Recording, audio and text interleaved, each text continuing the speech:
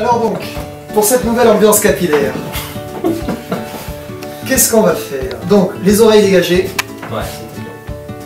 Les côtés quand même un peu courts. Ouais. T'as l'habitude d'un certain nombre de millimètres ou pas? Qui te convient bien, quoi. 12, 9...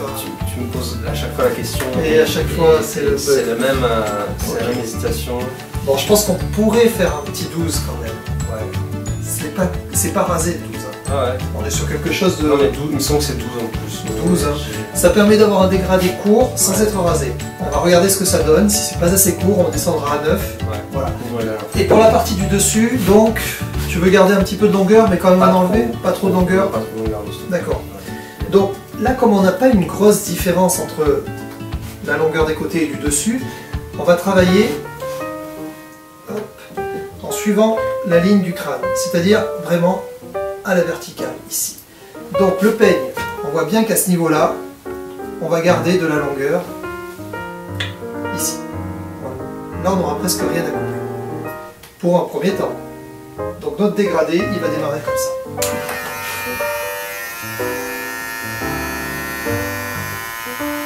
À partir d'ici, je commence à relever un petit peu ma tondeuse. Et elle sort de la chevelure.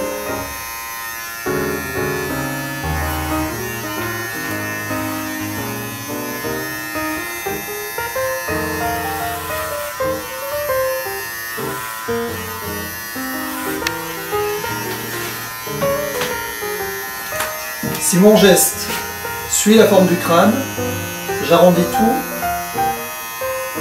Et on a une coupe qui manquera de volume à ce niveau-là.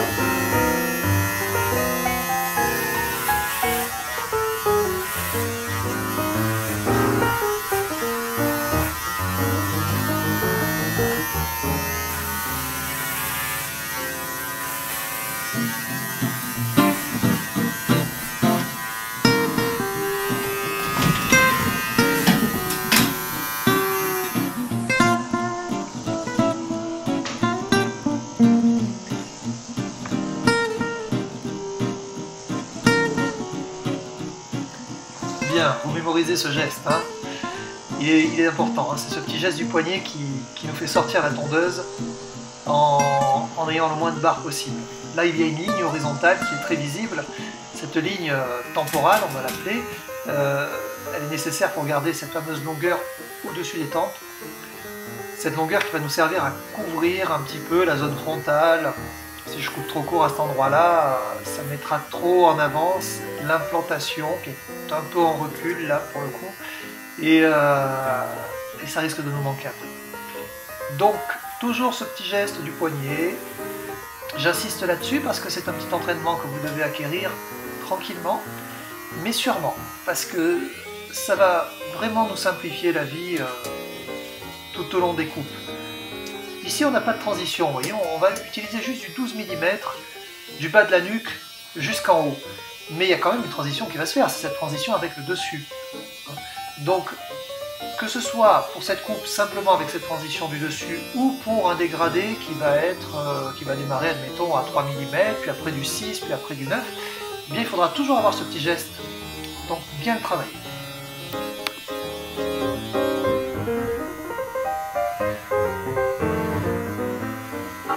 Maintenant, la jonction avec les pattes. Vous voyez, barbe-patte. Donc là, j'ai mis ma tondeuse sur 2 mm. J'ai baissé la petite molette, 2 mm, et toujours ce fameux geste du poignet. Ensuite, je viens continuer avec mon peigne. Mon peigne me donne un gabarit aussi de 2 mm sur la surface basse du peigne. Donc cette surface basse, elle est toujours collée à la peau. Enfin toujours, en tous les cas là, elle est collée à la peau. Et la haute, la surface haute du peigne, se décolle du cuir chevelu. Là, l'oreille me permet, en déposant mon peigne sur l'oreille, de créer cette légère élévation pour éviter de couper trop court, tout simplement. Et là, encore une fois, peigne en élévation. Toujours faire très attention à ça, hein, parce que si je travaille avec un peigne trop à plat sur la chevelure, je vais couper court. Hein. Donc il vaut mieux l'incliner quand même, ce peigne. Pour le travail du tour d'oreille, c'est un travail soigneux. Je le dis souvent, mais il faut toujours se situer un petit peu en dessous de l'implantation. Trop proche de l'implantation, on risque de creuser l'implantation, hein, de faire un petit trou. Ici, sur les zones temporales, je rabats les cheveux vers l'avant pour les redresser un petit peu et me permettre de dégrader légèrement, souplement.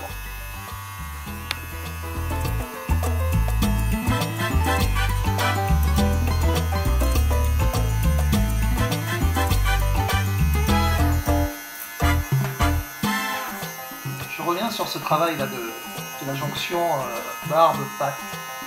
Je trouve ça important esthétiquement parlant parce que c'est pas très joli quand on a une masse de cheveux qui vient vraiment faire une barrière quoi, entre les cheveux et la barbe. Surtout quand on est avec une barbe naissante, comme celle de Thierry, je trouve ça plus esthétique. Alors c'est un petit travail léger hein, qu'il faut faire, faut pas se torturer avec ça, mais c'est important quoi. Esthétiquement ça finit une coupe.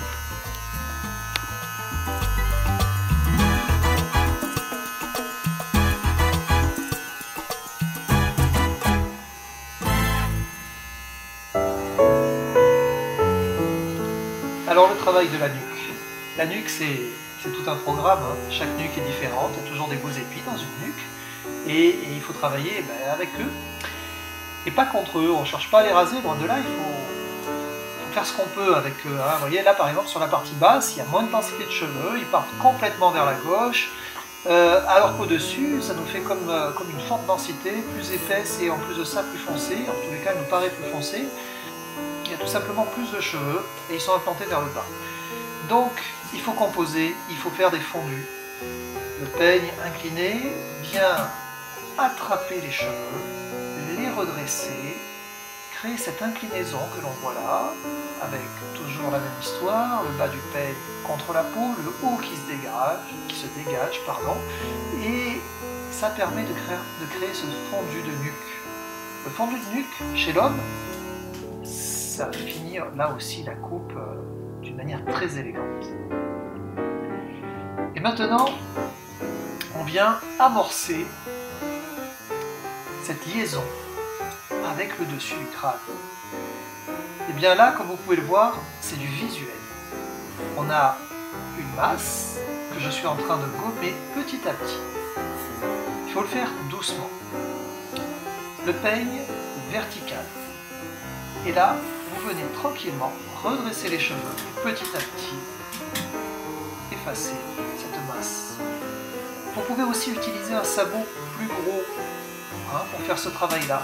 Là, le problème, c'est que j'ai utilisé un 12 mm et on n'a pas souvent de sabot plus large que celui-ci. Donc on est quelquefois obligé de travailler avec la tondeuse et le peigne, ou bien peigne-ciseau. On le verra plus tard. Peigne-ciseau si vous n'êtes pas très à l'aise avec la tondeuse pour travailler comme ça presque à main levée, hein, parce que là on est un peu à main levée quand même, hein, là la tondeuse n'appuie plus sur le cuir chevelu, donc on n'a plus vraiment de repère. Donc si vous n'êtes pas très à l'aise avec ça, vous avez peur de rentrer trop dans la chevelure, eh bien utilisez le ciseau sculpteur, le peigne, et délicatement vous venez apporter ce fameux dégradé en enlevant petit à petit de l'épaisseur. Et puis alors maintenant, on attaque le plateau. On délimite une longueur, on coupe horizontalement, on regarde, on vérifie toujours ce que ça donne sur le front. Et cette longueur-là, on va la reporter sur la mèche suivante. Elle nous sert de guide. Il y a cette mèche et il y a le point bas aussi que vous voyez complètement à gauche, qui est donc cette zone au niveau de mes ongles, qui est le point de court. Ça nous fait deux repères. Le point de court, sur la gauche là, de l'image, avec exactement là où il y a mes ongles, et ce que je suis en train de regarder là, c'est-à-dire la mèche que j'ai coupée précédemment. Si vous avez visuellement ces deux points, vous êtes sûr de ne pas vous gourer, ça sera bon, vous ferez un plateau régulier. La mèche de départ est importante, il vaut mieux qu'elle soit un peu trop longue que trop courte, parce qu'elle va nous servir de gabarit, comme je l'ai dit, et si le gabarit est court, eh ben le reste le sera d'autant plus, parce que le crâne s'arrondit, c'est-à-dire qu'il monte à ce niveau-là, là où je travaille, c'est son point le plus haut, et c'est l'endroit où donc, naturellement, les cheveux doivent être coupés plus courts. Plus court tout simplement pour éviter que ça nous fasse une bosse sur le sommet du crâne, que la chevelure n'épouse trop la forme du crâne.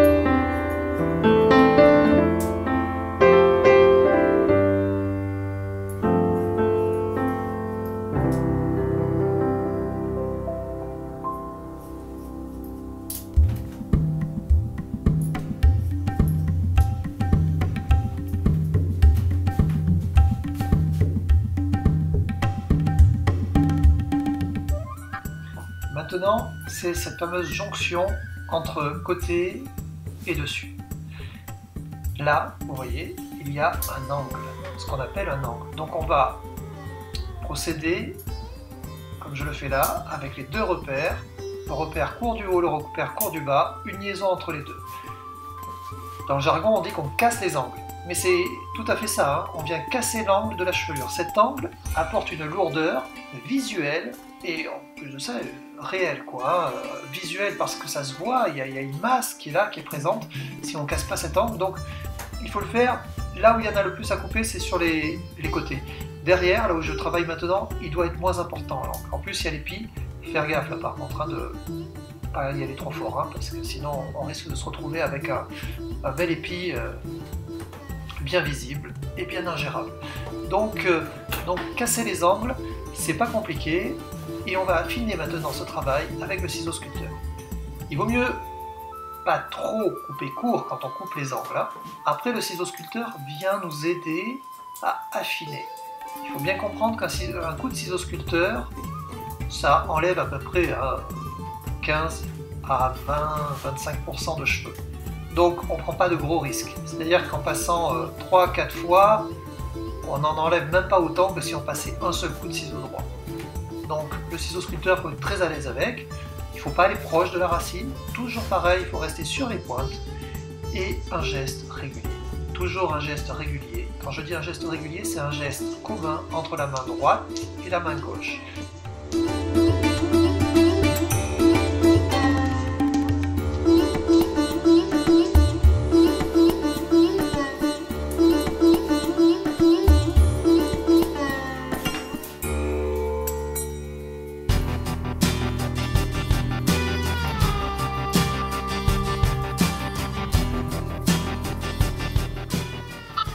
Là, c'est quelques coups de ciseaux sur le dessus, c'est pas tellement pour désépaissir, c'est plus pour donner du naturel à la coiffure. Éviter que ça fasse un peu un casque, en fait. Hein. Quand les cheveux sont courts et raides, ça allège la chevelure, le fait de les effiler un peu sur les pointes. Alors toujours pareil, hein, les pointes seulement, hein. On rentre pas trop près de la racine. Et ici, je travaille à main levée sur l'épi. La zone de l'épi, c'est pour là aussi alléger. Sans couper court, hein, juste enlever les petites pointes qui ont tendance à dépasser systématiquement.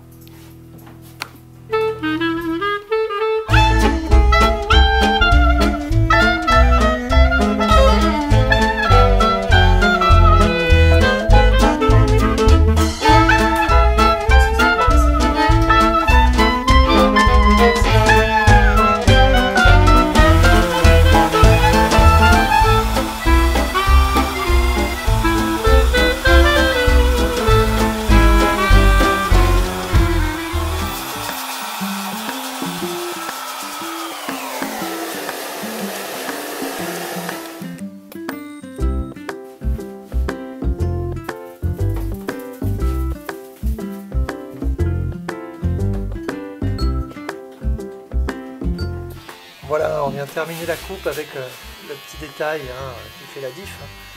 Simplement apporter cette finition de nuque où on vient couper les poils pour éviter qu'ils ne sortent de la chemise.